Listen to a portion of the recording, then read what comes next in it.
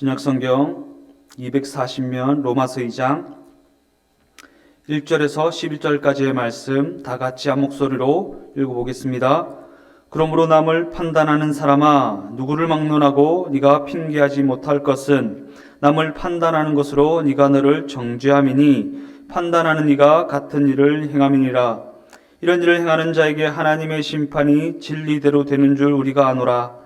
이런 일을 행하는 자를 판단하고도 같은 일을 행하는 사람아, 네가 하나님의 심판을 피할 줄로 생각하느냐?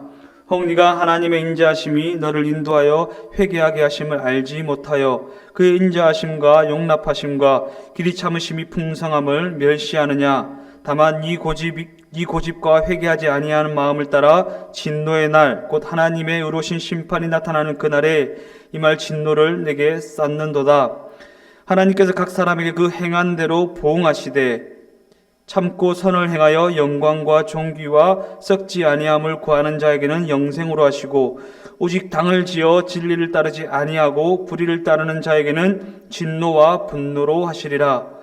악을 행하는 각 사람의 영에는 환난과 공고가 있으리니 먼저는 유대인에게요 그리고 헬라인에게며, 선을 행하는 각 사람에게는 영광과 존귀와 평강이 있으리니 먼저는 유대인에게요 그리고 헬라인에게라. 이는 하나님께서 외모로 사람을 취하지 아니하심이라. 아멘. 오늘 저는 읽으신 본문의 말씀을 가지고 판단, 선악과의 결과, 판단, 선악과의 결과, 이러한 점을 가지고 함께 은혜를 나눠보고자 합니다. 먼저 제목에 대해서 설명을 조금 드리면, 판단은 선악과의 결과로 만들어졌다라는 것입니다. 우리는 어떻게 하다가 판단하며 살아가는 인생이 되어버렸는가? 아담과 하와가 선악을 알게 하는 열매, 그 선악과의 열매를 따먹음으로 말미암아 선과 악을 판단하게 하는, 판단할 수 있는이 아닙니다. 선과 악을 판단할 수 있는 능력이 생겼다라는 것이 아닙니다.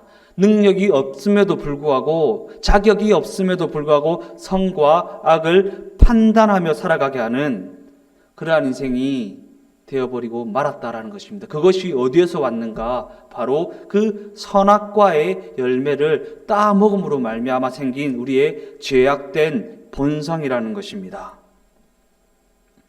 그러한 관점에서 자신 스스로가 믿음이 좋다라고 생각하는 사람들 중에 상대방을 판단하고 정죄하며 살아가는 경우가 너무나도 많이 있다라는 사실입니다.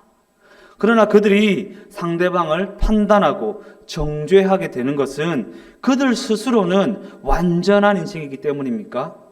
결코 그렇지 않다라는 것입니다. 오히려 이는 스스로 믿음이 좋다라고 생각하는 그들의 생각과 그들의 그 마음 가운데 하나님의 말씀이 분명하게 새겨져 있지 않기 때문에 나타나는 현상이라는 것입니다. 그들의 그 삶에 하나님의 말씀이라는 거울이 부재하기 때문에 나타나는 그러한 현상이라는 것입니다.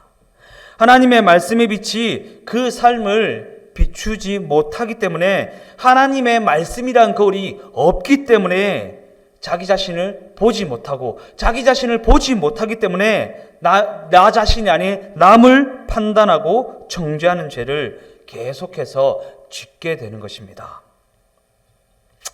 그렇다면 과연 우리는 하나님을 인정하지 않고 온갖 죄를 다 저지르며 살아가는 사람들을 보면서 어떠한 생각을 가지게 되고 어떠한 마음을 가지게 되냐라는 것입니다. 은근히 판단하게 되고 은근히 정죄하게 되지는 않느냐라는 것입니다. 혹시라도 그러한 세상에 불경건한 사람들이 자기 자신보다 더 큰 죄인이라고 그렇게 여겨지고 있다면, 이는 하나님의 말씀이 그 마음 가운데 새겨져 있지 않기 때문이고, 하나님의 말씀이라는 거울이 그 삶에 없기 때문에 나타나는 그러한 현상이라는 것입니다. 하나님의 말씀이 그 마음 가운데 새겨져 있지 않고, 하나님의 말씀이라는 거울에 자기 자신을 비춰보지 않으면 자기 자신의 모습을 보지 못하기 때문에 계속해서 상대방의 모습을 보면서 판단하고 정죄하고 심판하며 그렇게 살아가게 되는 것입니다. 예수님께서 독사의 자식들이라고 무서운 책망을 하셨던 바리새인들의 모습이 바로 이러한 모습이었습니다. 그들은 율법을 지키는 것도 모자라서 부가적인 율법 조항을 더욱 많이 만들어서 그 모든 것을 지키려고 애쓰는 그러한 삶을 살았던 사람들입니다. 심지어 그들은 음식에 넣는 조미료의 11조까지 구별하여 바칠 정도로 율법을 철두철미하게 지키며 살고자 했던 그러한 사람들이었다라는 것입니다.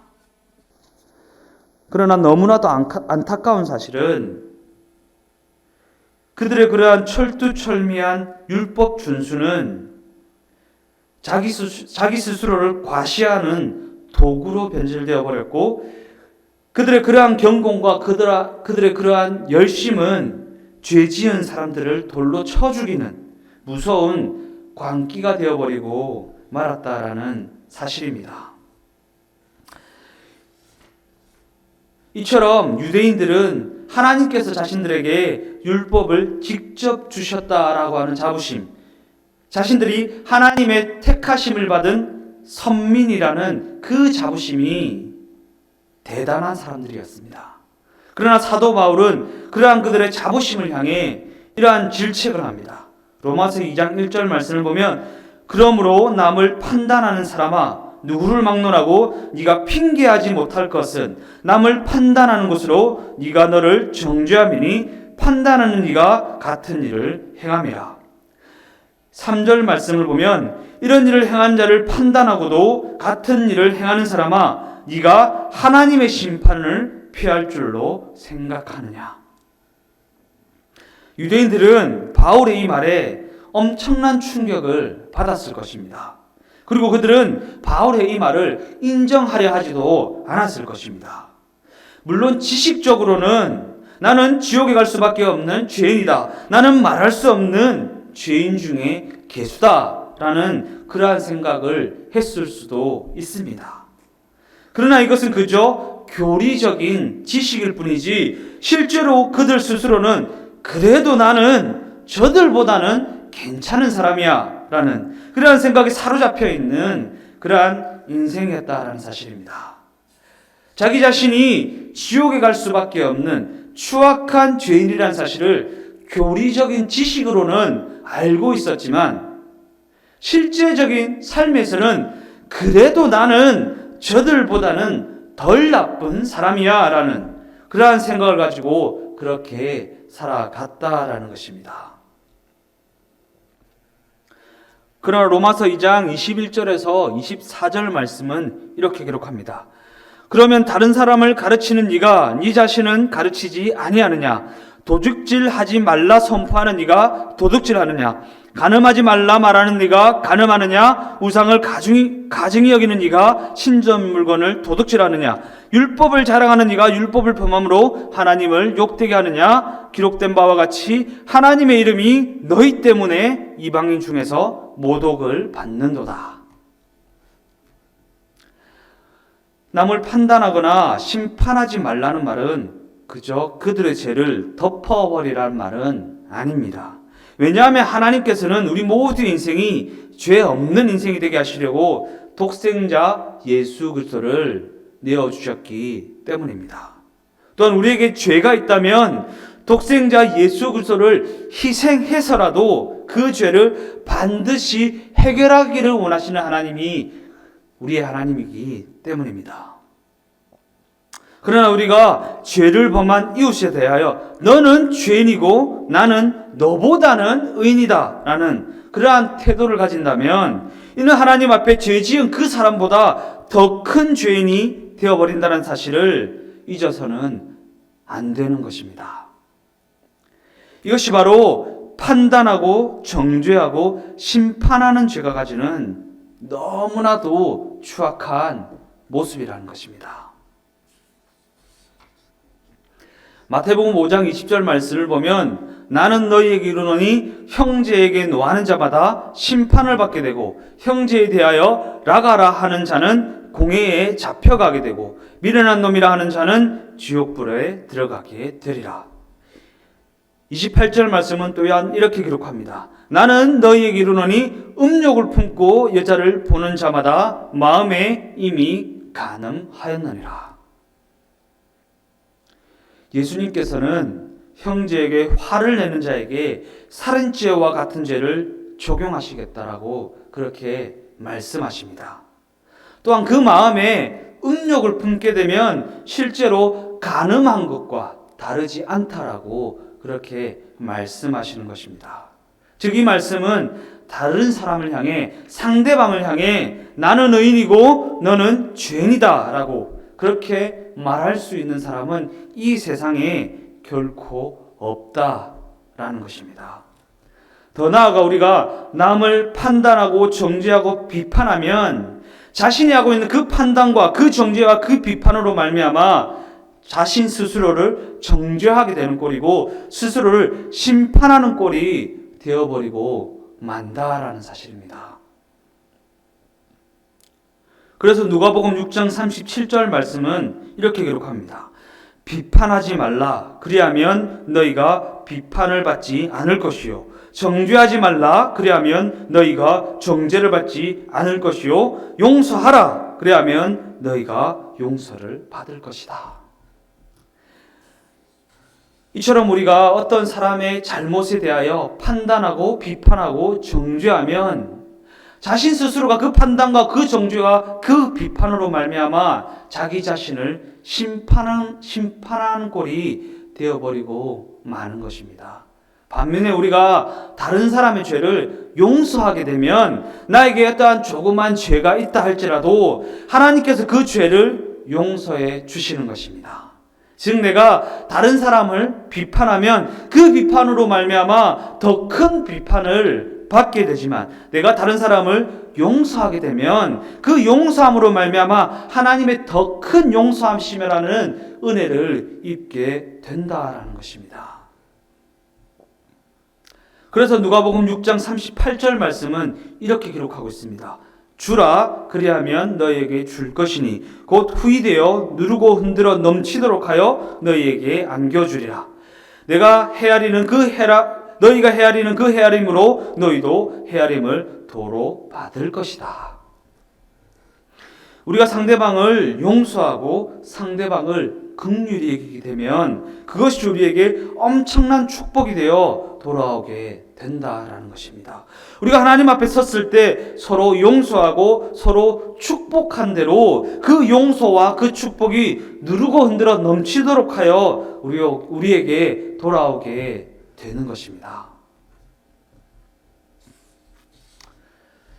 로마서 2장 4절 말씀을 다 같이 한번 읽어보겠습니다. 혹 네가 하나님의 인자하심이 너를 인도하여 회개하게 하심을 알지 못하여 그의 인자하심과 용납하심과 길이 참으심이 풍성함을 멸시하느냐. 우리는 그 무엇보다 먼저 나 자신도 그들과 똑같은 죄인이라는 것을 인정해야 합니다. 왜냐하면 그들은 죄인이고 나는 의인이다라는 생각은 너무나도 큰 죄가 되기 때문입니다. 그러기에 우리는 죄 가운데 있는 사람을 대할 때면 죄인된 우리를 다루시는 하나님의 마음을 가지고 대해야 하는 것입니다. 죄인된 우리를 이처럼 사랑하신 하나님의 그 사랑을 가지고 그들을 대해야 한다라는 것입니다.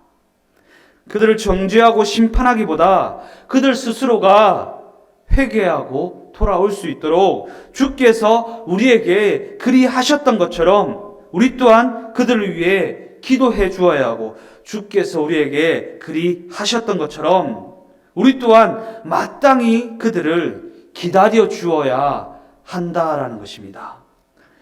주께서 우리에게 인자하심과 용납하심으로 오래 참아주셨던 것처럼 우리도 그들을 그렇게 참아주고 기다려주고 용납해주는 것이 마땅하기 때문입니다.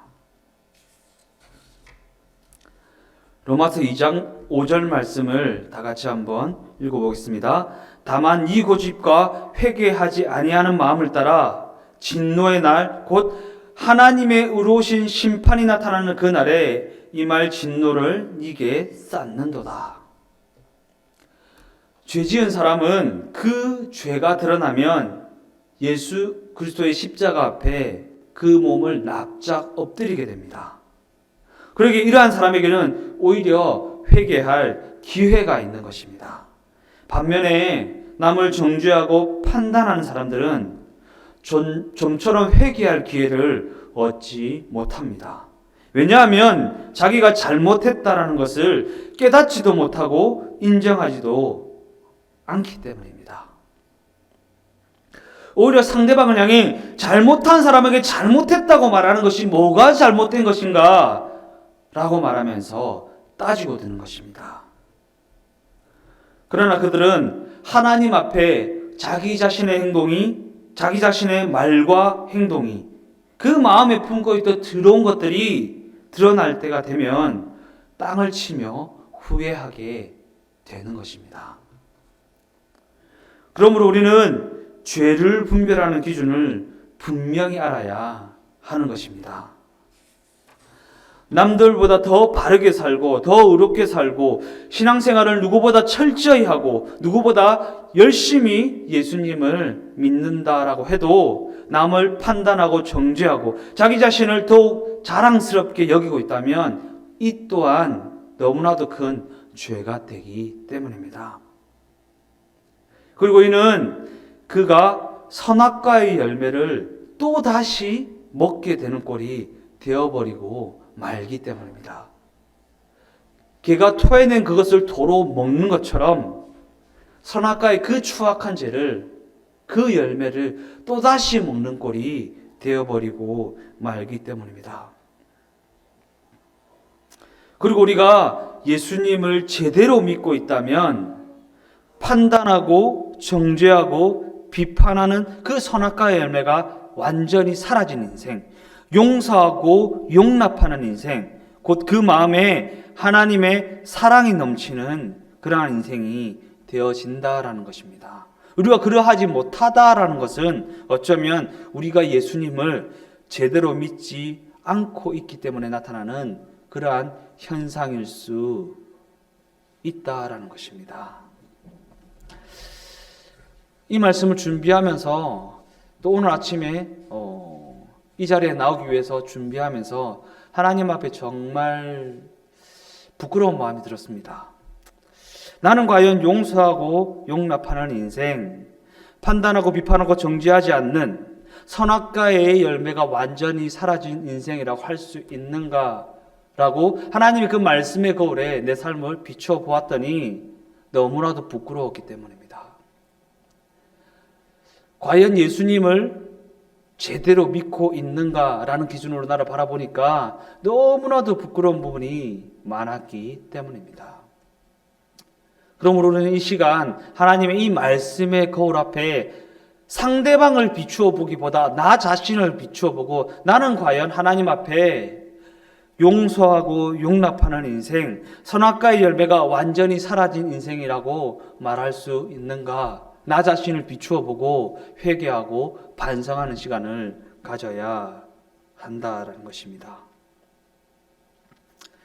로마서 2장 6절 말씀을 다 같이 한번 읽어보겠습니다.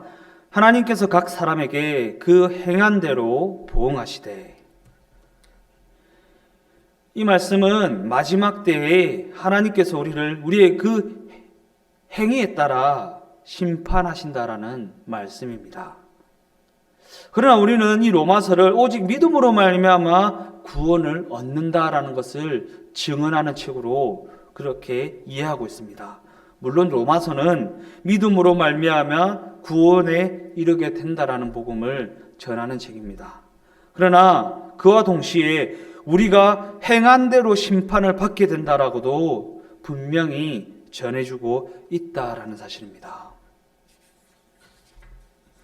로마서 2장 7절에서 10절까지의 말씀을 다 같이 한번 읽어보겠습니다. 참고 선을 행하며 영광과 존귀와 썩지 아니함을 구하는 자에게는 영생으로 하시고 오직 당을 지어 진리를 따르지 아니하고 불의를 따르는 자에게는 진노와 분노로 하시리라. 악을 행하는 각 사람의 영에는 환난과 공고가 있으리니 먼저는 유대인에게요 그리고 헬라인에게며 선을 행하는 각 사람에게는 영광과 존귀와 평강이 있으리니 먼저는 유대인에게요 그리고 헬라인에게라. 유대인들은 유대인으로 태어나기만 하면 하나님이 그들을 무조건 용서하시고 그들에 대하여 심판도 하지 않으시며 무조건 구원을 얻게 된다고 그렇게 믿었습니다. 그러나 성경은 그러한 그들의 생각을 향해 그렇지 않다라고 너무나도 분명하게 말씀하고 있다라는 것입니다. 왜 그렇습니까? 하나님의 심판은 누구에게나 공평하게 임하게 되기 때문입니다.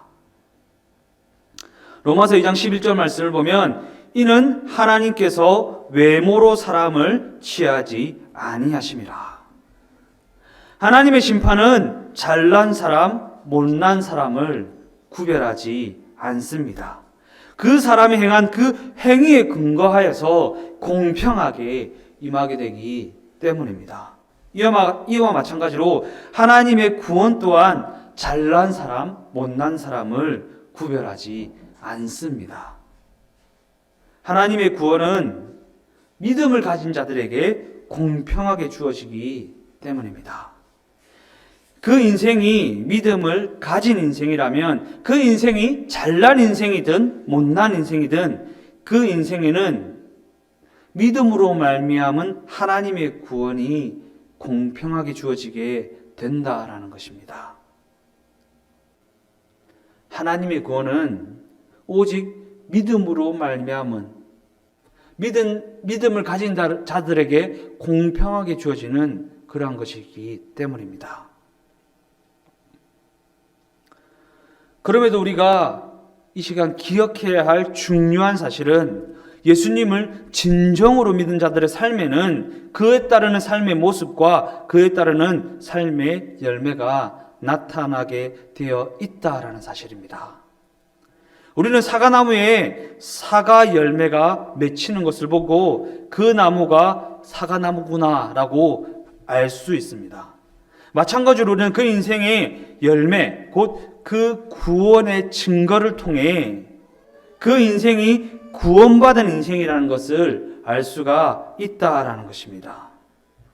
그러나 그럼에도 불구하고 그 사과나무가 살아있다 할 수 있는 것은 뿌리가 살아있기 때문이지 사과나무의 그 열매가 그 나무를 살리는 것은 아니라는 사실입니다.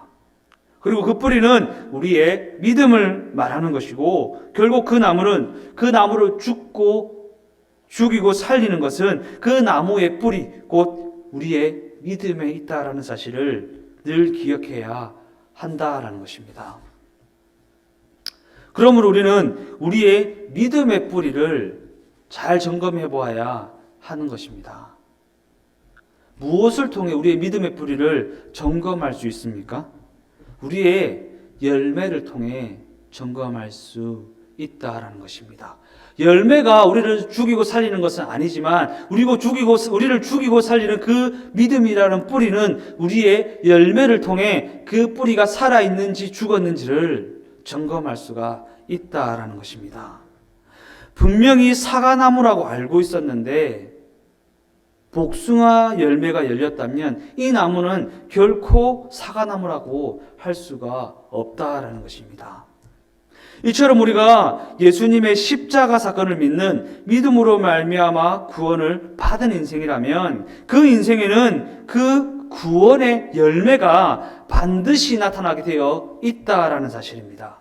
십자가의 은혜로 구원을 받은 인생이라면 또한 그 인생이 예수님을 진정으로 만난 인생이라면 그 인생에는 십자가의 용서와 예수님의 사랑이란 열매가 맺어져야 마땅하다라는 것입니다. 그러기에 구원을 받았다라고 말은 하면서 여전히 남을 판단하고 정죄하고 있다면 그가 가졌다고 하는 그 믿음은 거짓 믿음이고 죽은 믿음이라는 증거가 된다라는 사실입니다. 사과나무에는 사과가 열려야 마땅합니다. 포도나무에는 포도가 열려야 마땅합니다. 구원을 받은 자들의 삶에는 사랑의 예수님이 나타나야 마땅하다는 것이고 그 십자가의 용서가 맺어져야 마땅하다라는 것입니다. 모든 죄가 우리를 사망에 이르게 하는 무서운 것이지만 다른 사람을 판단하고 정죄하는 죄는 더욱 무서운 죄가 된다는 사실을 우리는 명심해야 하는 것입니다. 혹시 주변에 하나님을 무시하고 방탕하게 살아가는 사람들이 있습니까? 이는 큰일입니다. 왜냐하면 그들에게는 하나님의 심판이 기다리고 있기 때문입니다. 혹시 그러한 사람들을 보면서 정죄하고 판단하며 살아가는 사람들이 있습니까? 이는 그보다 더욱 큰일입니다. 왜냐하면 그들에게는 그 심판을 피할 길이 없기 때문입니다. 하나님께서 유대인들을 택하여 주신 것은 그들이 특별하게 잘나서가 아닙니다. 왜냐하면 성경은 하나님께서 유대라고 하는 이 세상에서 가장 작은 민족을 택하셨다고 그렇게 기록하고 있기 때문입니다. 신명기 7장 7절 말씀을 보면 야훼께서 너희를 기뻐하시고 너희를 택하심은 너희가 다른 민족보다 수요가 많기 때문이 아니니라. 너희는 오히려 모든 민족 중에 가장 적으니라. 이와 마찬가지로 하나님께서 우리를 택하여서 구원해 주신 것은 우리가 특별히 잘나서가 아닙니다. 오히려 우리가 그 누구보다 미련하고 추악하기 때문에 택하여 주셨다라는 사실입니다. 왜 그렇습니까? 우리가 미련해야 우리를 통해 하나님의 능력만이 나타나게 되기 때문이고 우리가 미련해야 하나님이 하나님 되심이 나타나게 되기 때문입니다. 그러게 그동안 누군가를 판단하고 누군가를 정죄하며 살아왔다면 우리는 이 시간을 통해 하나님 앞에 진정으로 회개해야 하는 것입니다. 그럴 때 용서와 사랑이라는 하나님의 모습이 우리의 삶을 통해 나타나게 되고 그 하나님의 사랑이 주변 이웃들에게 흘러가게 되기 때문입니다. 우리 모두의 삶의 모습을 통해 오직 용서와 사랑의 하나님만이 나타나게 되고 오직 용서와 사랑의 하나님만이 전해지게 되기를 주님의 이름으로 축원드립니다.